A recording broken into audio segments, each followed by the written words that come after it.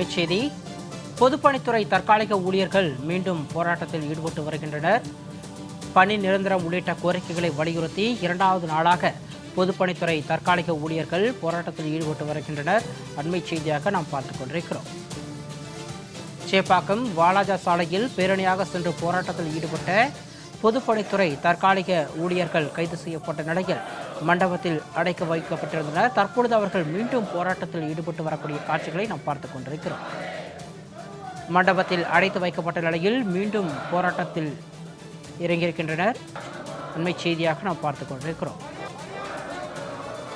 கூடுதல் விவரங்களோடு இணைகிறார் எமது செய்தியாளர் ராம்குமார். பொதுப்பணித்துறை தற்காலிக ஊழியர்கள் இரண்டாவது நாளாக போராட்டத்தில் ஈடுபட்ட நிலையில் காலை கைது செய்யப்பட்டனர். தற்பொழுது மீண்டும் போராட்டத்தை தொடங்கியிருக்கிறார்கள். விரிவான விவரம்.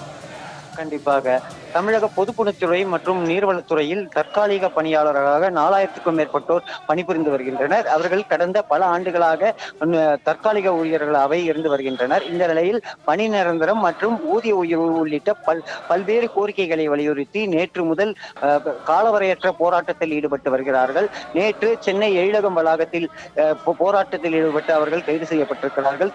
தற்போது இரண்டாவது நாளாக இன்று காலை சேப்பாக்கம் வாலாஜா சாலையில் போராட்டத்தில் ஈடுபட்ட 200க்கும் மேற்பட்ட பொதுப்பணித்துறை மற்றும் நீர்வளத்துறை ஊழியர்கள் குண்டுக்கட்டாக கைது செய்யப்பட்டனர். அவர்கள் சென்னை நுங்கம்பாக்கத்தில் உள்ள ஒரு தனியார் மண்டபத்தில் அடைத்து வைத்திருக்கப்பட்டிருக்கிறார்கள்.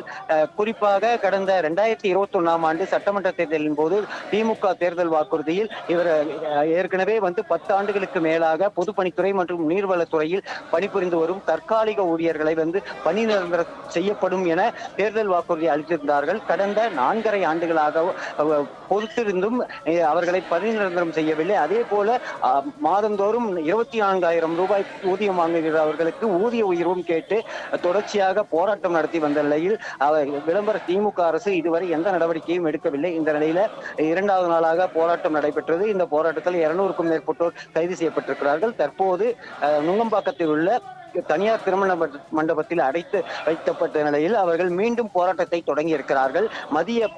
மதியம் காவல்துறையினர் உணவு கொடுத்தும் உணவை புறக்கணித்து பட்டினி போராட்டத்தில் ஈடுபட்டு வருகிறார்கள். தங்களது நியாயமான கோரிக்கையான பணி நிரந்தரம் மற்றும் ஊதிய உயர்வு உள்ளிட்ட கோரிக்கைகளை கண்டிப்பாக நிறைவேற்றினால் மட்டுமே போராட்டத்தை கைவிடுவோம் என தொடர்ச்சியாக திருமண மண்டபத்தில் கோஷங்கள் எழுப்பி விளம்பர திமுக அரசுக்கு எதிராக போராட்டம் என்பது தொடர்ந்து கொண்டிருக்கிறது.